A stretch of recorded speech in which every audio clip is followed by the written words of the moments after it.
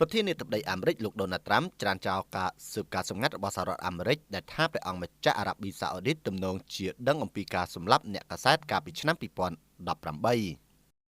ប្រធានាធិបតីអាមេរិកលោកដូណាល់ត្រាំកាលពីថ្ងៃអង្គារបានច្រានចោលការរកឃើញការស៊ើបការសម្ងាត់របស់សហរដ្ឋអាមេរិកដែលថាព្រះអង្គម្ចាស់ម៉ូហាម៉ាត់ប៊ីនសាលម៉ែនទំនងជាមានពិរុទ្ធភាពខ្លះក្នុងការសម្លាប់អ្នកកាសែត Washington Post គឺលោក Jamal Khashoggi ខណៈដែលលោកត្រាំបានស្វាគមន៍យ៉ាងកក់ក្ដៅចំពោះមេដឹកនាំនៃប្រទេសអារ៉ាប៊ីសាអូឌីតក្នុងដំណើរទស្សនកិច្ចលើកដំបូងនៅសីតវិមានក្នុងរយៈពេល7ឆ្នាំយោងតាមសារព័ត៌មាន AP ចេញផ្សាយនៅថ្ងៃទី19ខែវិច្ឆិកាឆ្នាំ2025បានឲ្យដឹងថាទំនាក់ទំនងអាមេរិកអារ៉ាប៊ីសាអូឌីតមួយរយៈនេះត្រូវបានបញ្ជូនទៅក្នុងការប៉ះទង្គិចគ្នាដោយប្រតិបត្តិការសម្ដៅទៅលើលោក Khashoggi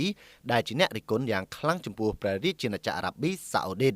ប៉ុន្តែ7ឆ្នាំក្រោយមកពពកខ្មៅងងឹតជំវិញទំនាក់ទំនងត្រូវបានជំរះចេញឆ្ងាយហើយលោកត្រាំកំពុងរឹតបន្តឹងការអោបប្រសោបរបស់ព្រះអង្គម្ចាស់ប្រជជន40ឆ្នាំដែលលោកបាននិយាយថាគឺជាអ្នកដើរតួនាទីដែលមិនអាចខ្វះបានក្នុងការកែតម្រង់មជ្ឈមបូព៌ាក្នុងទសវត្សរ៍ខាងមុខ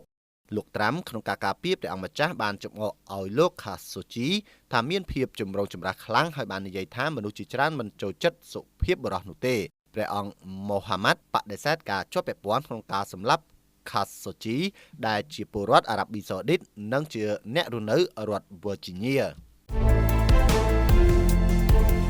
អនាគតរបស់លោកអ្នកកាន់តែភ្លឺស្វាងដោយសាកលវិទ្យាល័យ Bill Bright